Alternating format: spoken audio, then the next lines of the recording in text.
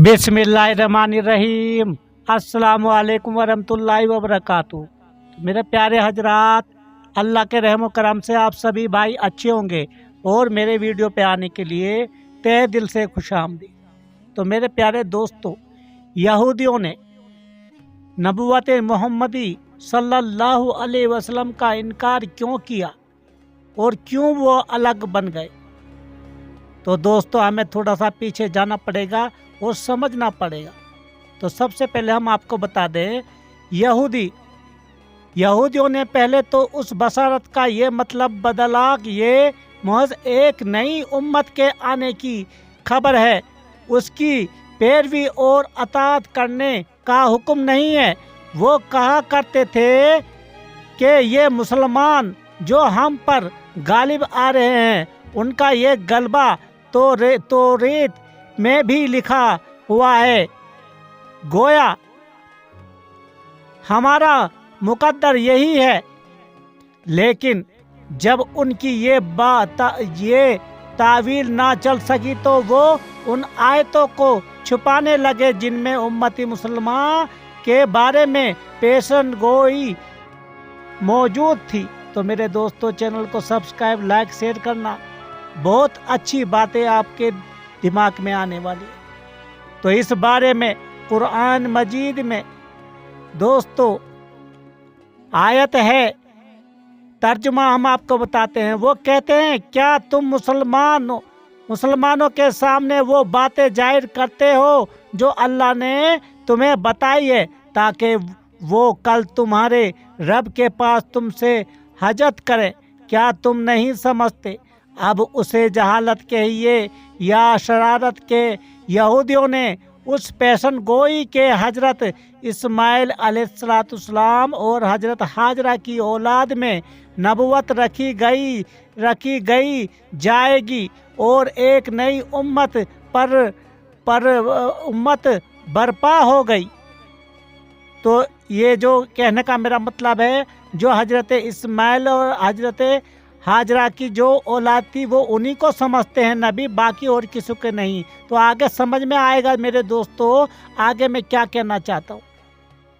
तो इस तरफ एक इतला और खबर करार दिया और नबुवत की अताअत और उम्मत मुस्लिमा के तरीके की पैरवी को जरूरी ना समझा। दर हकीकत ये उन जहालत ना थी, बल्कि उनकी शरारत थी और उस अल्लाह पर उनका बेहतान था जिसने तौरीत में ये पेश गोई फरमाई। तो मेरे प्यारे दोस्तों, अब आपको समझ में आ गया होगा। तो इसी तरह दोस्तों, हजरत ईसा अलैहिस्सलाम नबुवत का इनकार भी उन्होंने अपनी मन घड़त राय की बुनियाद पर किया था, वरना तौरीत में उस इनकार के लिए कोई दलील मौजूद ना थी। तौरीत के काम पर अमल करने में भी यहूदियों ने लापरवाही बरती, जिसके नतीजे में उनमें दौलत की हौस और बखल जैसे बुरे इखलाक पैदा हो गए। ये उनकी ख्वाहिश परस्ती और नफ्सो मारा की पैरवी थी और जाहिर है बेशक इंसान का नफ्स तो बदी सिखाता है और उससे सिर्फ वो बच सकता है जिस पर मेरा रब रहम फरमाता है।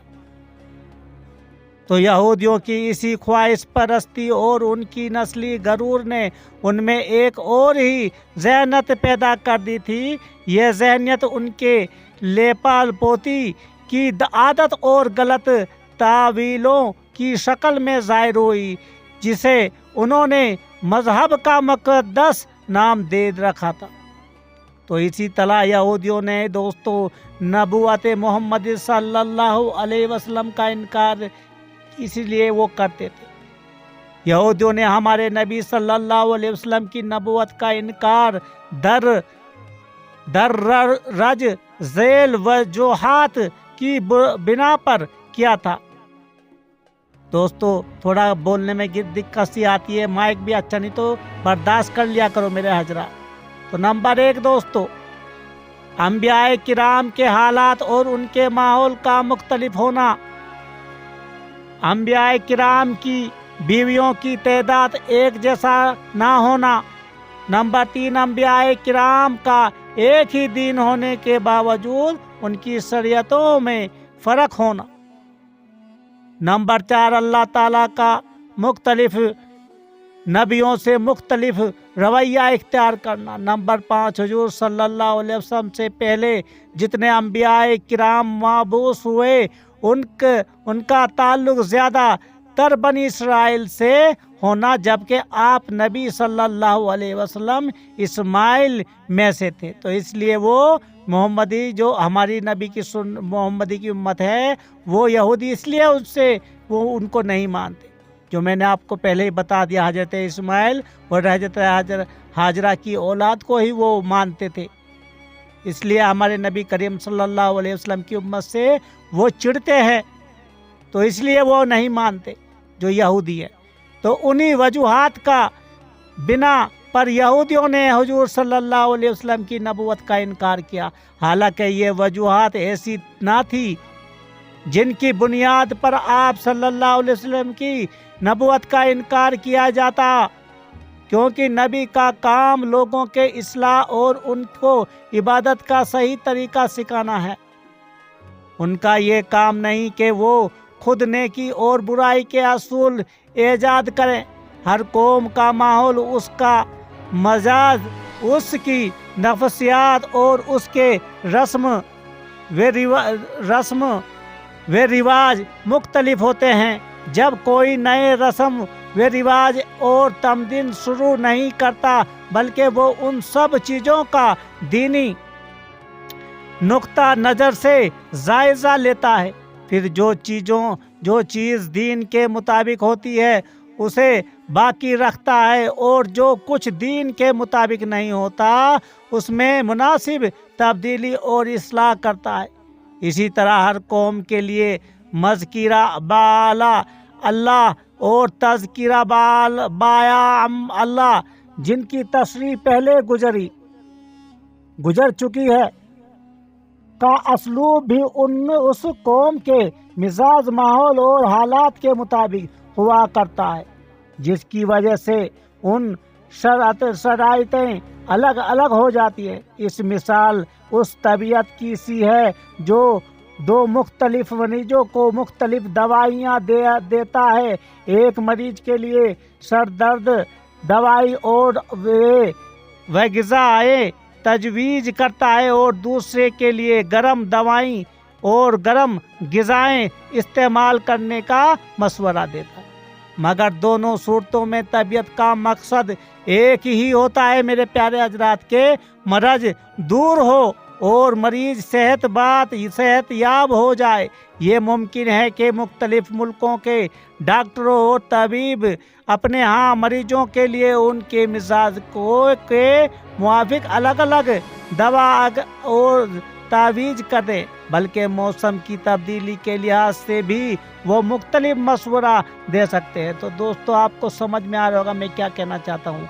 तो एक मिसाल दे रहा हूँ, बल्कि यही मामला तबीयत हकीकी अल्लाह ताला का है, जिसने लोगों को रूहानी अमराज का इलाज करने के लिए उनके मिजाज और माहौल का लिहाज रखते हुए मुख्तलिफ तरीके से इख्तियार किए और अलग अलग शरीयतें मुकर्रर की।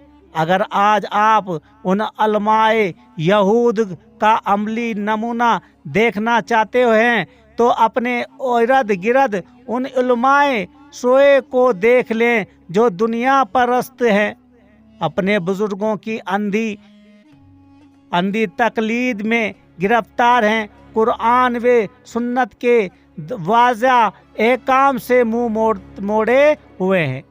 तो मेरे प्यारे दोस्तों, किसी आलिम या फ़क़िया के गलत इज्तिहाद और कयास को संद और मुअतबर करार देते हैं, और उसके मुकाबले में रसूलुल्लाह सल्लल्लाहु अलैहि वसल्लम जो कि मासूम शारा हैं कि सही हदीस की बिल्कुल परवाह नहीं करते, बल्कि छोटी हदीस और गलत तावीलों को अपना इमाम और हानमा बनाए हुए हैं। तो मेरे प्यारे दोस्तों, यही सब बात है। इसी तरह दोस्तों, ईसाइयों का अकीदा कुछ और है। تو میرے پیارے کہنے کا مطلب یہ ہے آپ نے سمجھ لیا ہوگا دوستو، کیونکہ میرے نبی رسول اللہ صلی اللہ علیہ وسلم کی جو دوستو یہ حضرت اسماعیل اور حضرت ہاجرہ کی اولادوں میں سے نہیں تھے، اس لیے یہ یہودی جو ہیں ہماری نبی کریم رسول اللہ صلی اللہ علیہ وسلم کی امت کو نہیں مانتے اور نہ ہی قرآن کو مانتے ہیں، وہ توریت کو ہی مانتے ہیں، اس لیے وہ جلتے ہیں ہماری جو میرے نبی کریم صلی اللہ علیہ وسلم کی امت ہے۔ تو آپ کو سمجھ ہو گیا تو یہ یہودی کس فرقے سے تعلق ہے۔ تو اللہ تعالی ہم کو ایسا نہ بنائے اور اپنے نبی کی سنت پہ چلائے، آمین ثم آمین۔